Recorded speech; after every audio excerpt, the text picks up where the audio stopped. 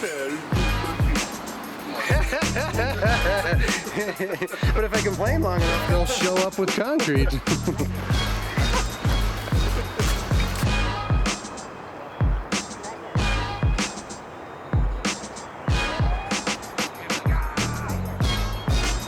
Bunch of clowns.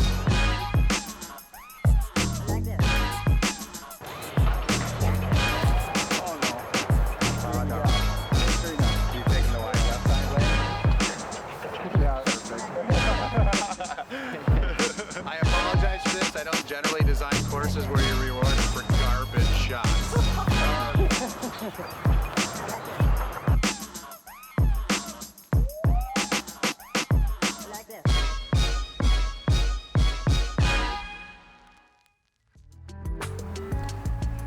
Good morning. Welcome back to Kids on the Fairway.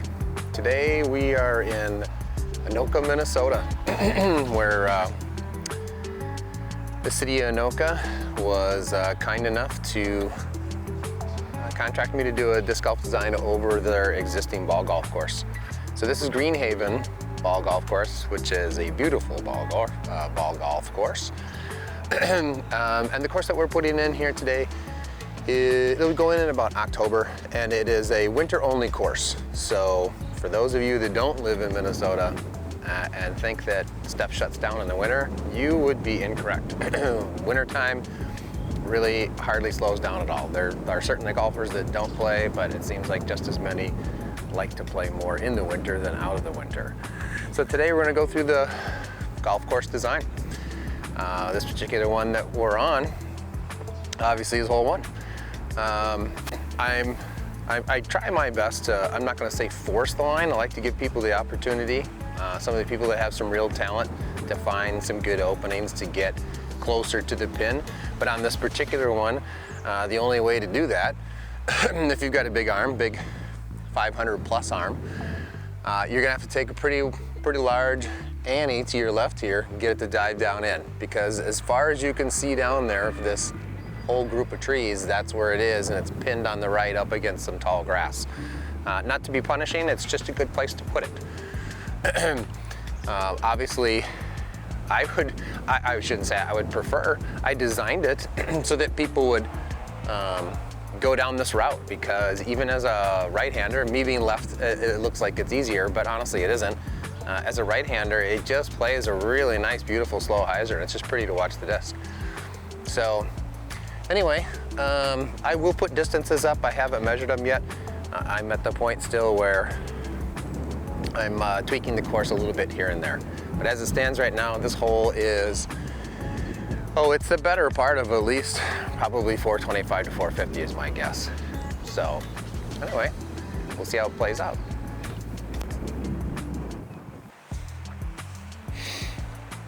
All right, good morning. We are at the new hole 2 at the Cedars of Greenhaven in Anoka, Minnesota, a new course that will be open this October for winter play.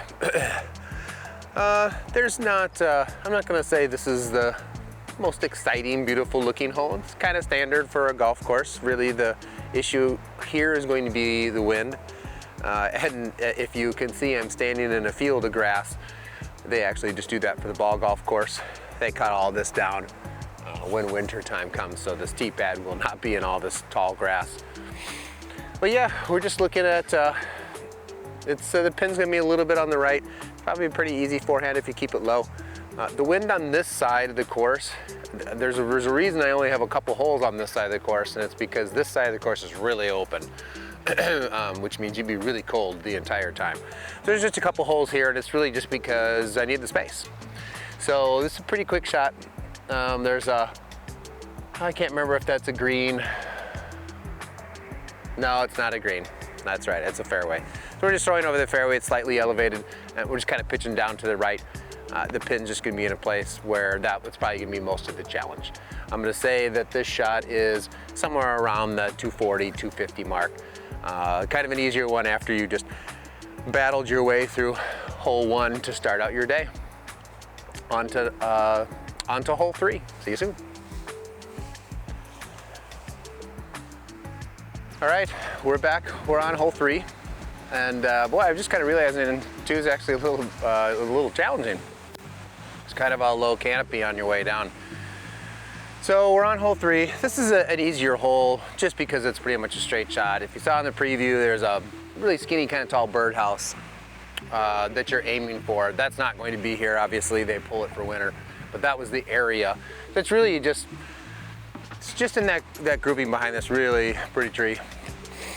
It's a straight shot, but the challenge on this shot, as always on this side, probably saying it across the whole way, but really the biggest challenge on this course, besides the lines, is the wind. And as you can see standing here right now, if you were playing this shot, you'd have a pretty strong left-right wind. This is slightly elevated, maybe 20 feet or so. I don't think that's gonna bring any challenge to you. But getting into that area, it's probably pretty tough to do it as a hyzer unless you have a really great forehand hyzer or a really great lefty hyzer. I think most shots here are probably going to be a mid-range or maybe even a putter for some of the bigger players.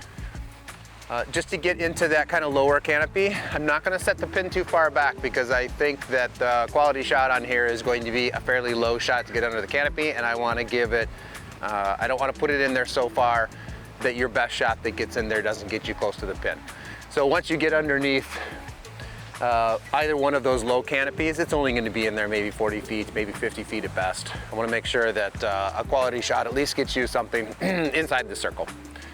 Distance-wise, probably looking at maybe 230, 240. It's not a really long shot. The challenge is just getting to it with the low canopy. Off to 4. All right, here we are at hole 4. Just had a nice little challenging shot to get into a little area under that canopy. Your next shot here is a little bit more challenging of a shot for sure. And the couple challenges here really is, this is pretty far down in elevation. This is probably about 50 feet higher than the pin. As you saw in the preview, it's just straight. Well, if there was a pin there at this time, you'd see it. But it's just in that grouping of trees at the bottom of this hill. The shot is maybe 320 or so. But the challenge on this one obviously is this oak that we have in front of us that has a few of these branches hanging down. Now granted, when this course opens in October, and I know because I was here in the spring in April, a lot of those leaves aren't there, and I expect a lot of them to be down. But that kind of gap on the left, that's what you're gonna wanna hit. If you throw, I don't know, I suppose maybe like maybe just a stable and turn it over as a right-hand player, or maybe just throw a straight shot with an understable mid, you should be able to get to the pin. You don't even really need to flex back out. There's enough room to just slowly get there. For the bigger arms and the people that want to take a little bit more risk, we're going high, and you should be able to do that. This pin, I'm standing at the end of the tee pad. So there's a lot of room to get up here and get up high. I'm not forcing it back in what looks like kind of some cool trees so that you can't do that. And that's going to be a common theme on this course, is that, you know, there are lines that are for the intermediate players and advanced players, but I'm trying on almost every single hole here to give the bigger arm players, the you know, more skilled players an option to get really quality birdies. And on this particular hole, that's on this left line up high, probably, I'm guessing like maybe a fairway driver, because once you get up high, it's gonna need to get pretty far right before it starts panning out and gets there. And you have all the room in the world because there is no other tee pad anywhere near, except for way down there by the road is the next tee pad. So a shot that doesn't go your way, don't worry about it. And that's another theme for courses that I'm putting together. I really don't.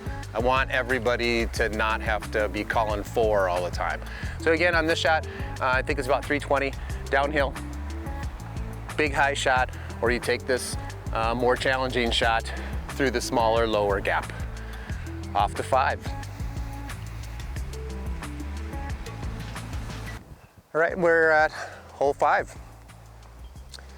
Out here at the Cedars at Greenhaven. This one's just a straight shot.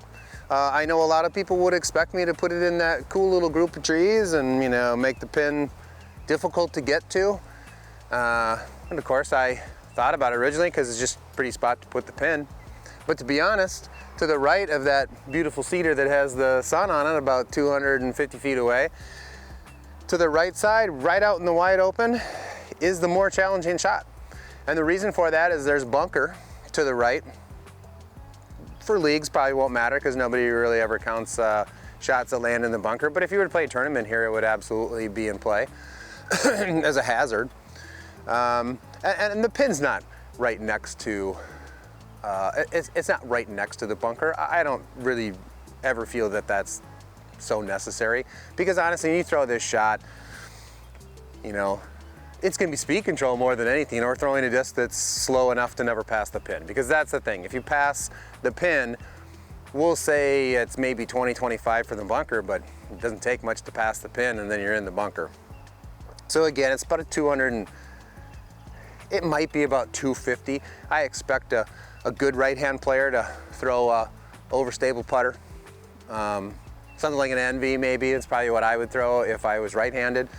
For me as a left-hander, I might be throwing the same disc and trying to turn it over a little bit. But really, we're just going over the screen and we're just getting to a space that it's going to be sitting right there in the wide open, and it's going to look like it's easy, and I'm going to guess that it's, you know, maybe 50-50 in people scoring birdies. One thing to note, we have a really great relationship with the golf club here at Greenhaven. And the maintenance crew here is just top notch. The freedom they're giving me on this course is just hands down. It's just the best. They had no issue pretty much about where I put any tee pads or any pin. I think there was one that they just didn't like where the tee pad was because, you know, when we pull it up in the winter, it was going to take them a long time to grow that area. That being said, the reason I mentioned that relationship is because there is discussion that they are actually going to use a roller from every tee pad to every pin. And if you've played winter golf, boy, huffing through the snow is the hardest part, especially if you get off of the kind of the lower level of snow and you're in the deep. So that being said, don't walk across the greens. Now, most of them are going to be roped off, or certainly the ones in a precarious position like this where the straight shot is to walk across the green. So all I'm saying, you know, walk around the greens. And if we're lucky and they do what they were telling me they would do, there won't be an issue anyway, because you're gonna have nice little walkways from every tee pad to every pin. I hope that they follow through on that. Again, short shot, about 250. We're gonna be looking straight at it, off to 6.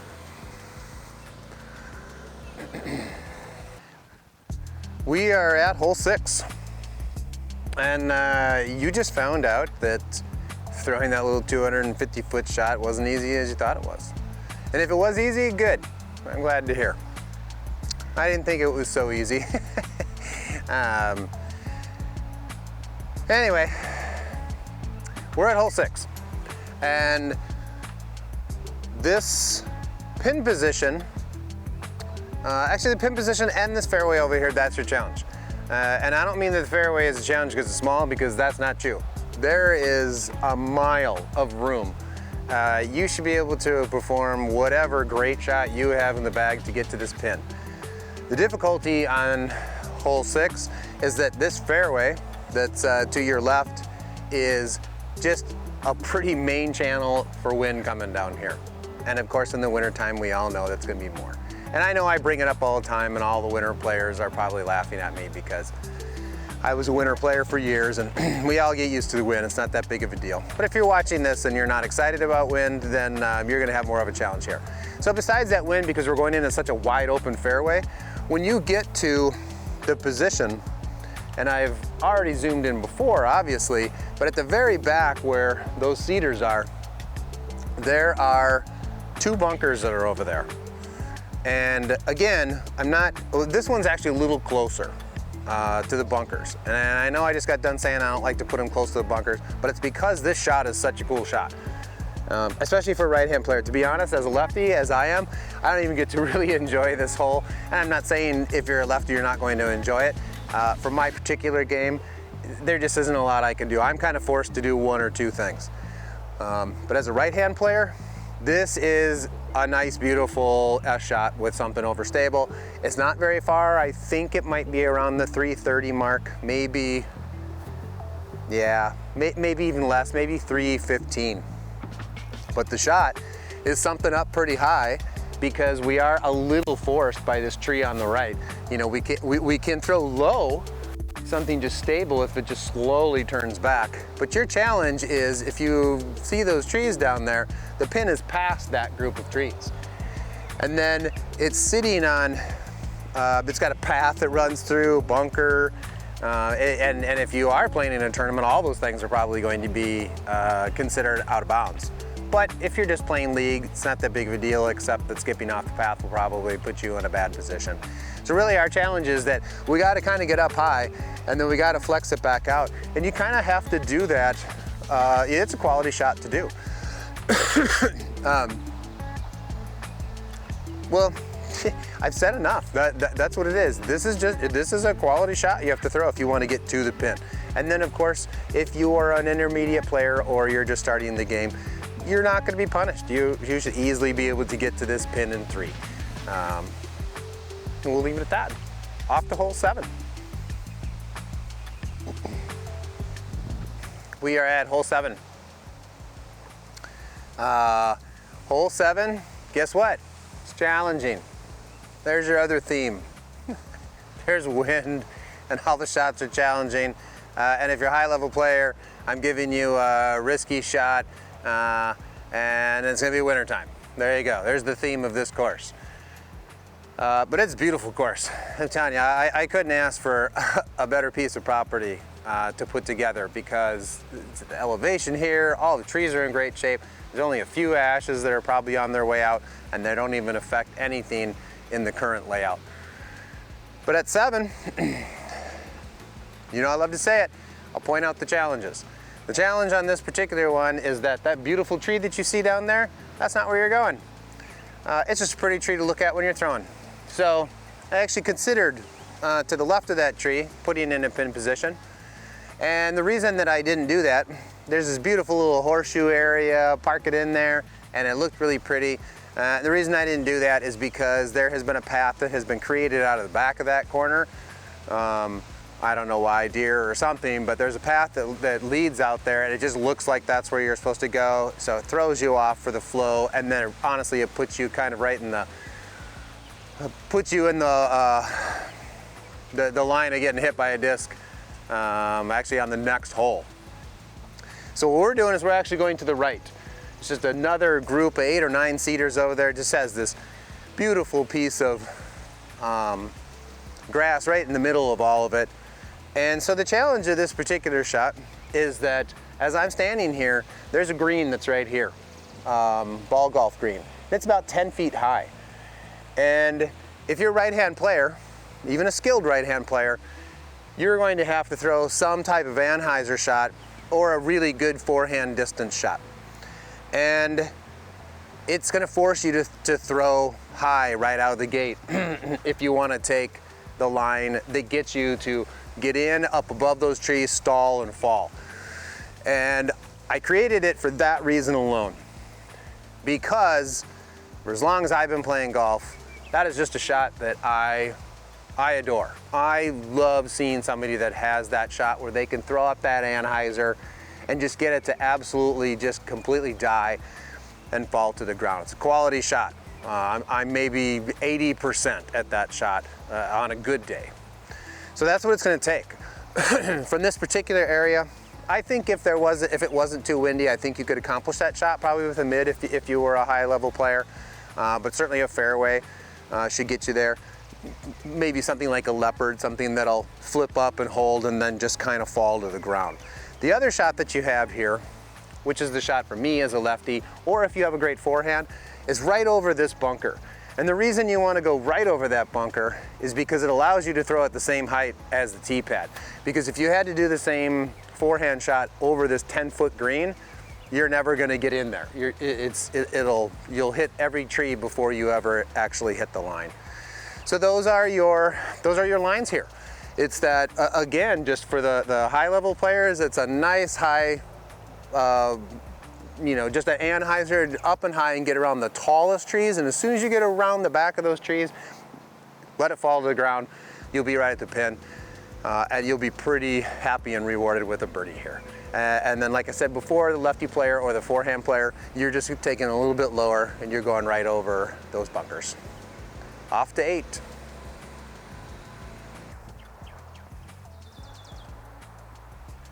Okay, we're back. We're at hole 8. And all you skilled players are super satisfied because you just pulled off a beautiful shot that I love, the nice high stall. We're here, we're at 8. You can't see because we've got the camera turned in the opposite direction. Well, what you can see is just a big old line of trees. And there's a pretty cool alley down there, similar to something else that I've done in the past. This shot is, again, it's the wind that's going to get you. And if you don't get in to the lane, where you want to get, and you hit a tree, it's going to keep you outside. It's probably going to keep you from getting a circle or maybe even a circle 2 putt, depending on how you get there. So we're just going into that group of trees, and if you start at the cedar over here and you count, it's about 9 trees or so. Shots around 330, 340. For me, the play is to throw something straight and not even try to get into the tree line. I think the shots that people are trying to get into the tree line and then hitting a tree, because a lot of them have kind of fairly low canopies. I think the better shot, because the pin's not going to be too far in from the tree line, is really to get in front. And maybe that's kind of a theme that I'm creating here, but I think a lot of times that is the shot that people don't pay attention to. Sometimes we spend so much time trying to get right to that pin that we forget that just being shy of the pin a lot of times can be the better putt, and that's going to be the case here. So again, we're looking at about a 340 shot straight to the trees, because it gets us to the next cool shot. Off to 9.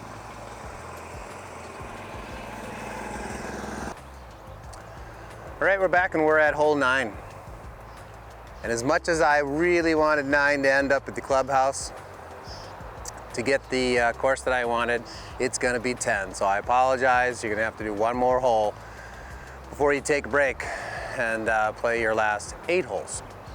So at hole 9, I'm actually more to the right by about 25 feet. And the only reason I am is because I want you to see a little bit better. I'm here in the morning, the sun is making it just a little bit difficult. If I put it right where it is, you can't see the shot at all.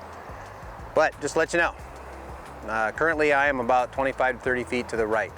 And the reason I point that out is because the shot here is this wide open area. I will tell you, this shot is probably at least 350, it might be 365.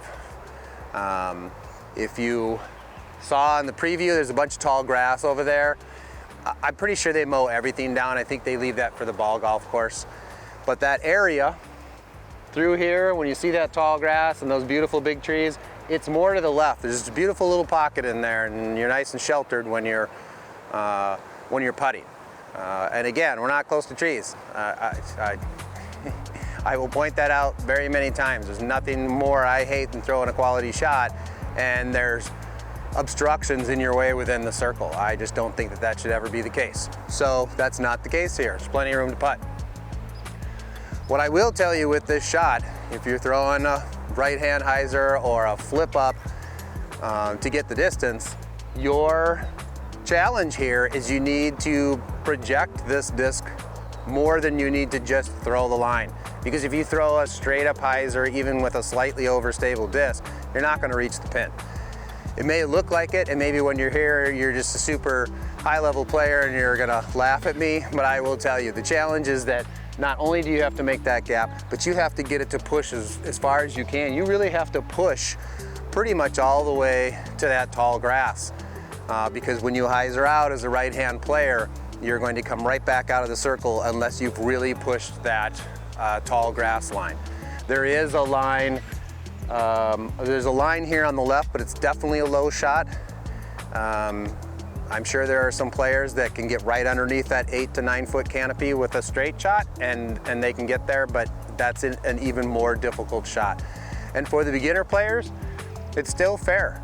If you get anywhere past these big trees, you're gonna get a par, because once you pass this section of trees, there really isn't anything in your way. Again, this is a shot that's specific to, I'm not gonna say it's a very specific shot, but you have to take whatever you have in the bag and make sure that you get that straight line distance before you hyzer out. And if you're a left-hand player and you're throwing something flippy like me, same thing. I have to be up high enough and getting the disc projected out there far enough so that when I flex back out as a lefty, or if you're throwing a forehand, right-hand disc, that's what you're looking for.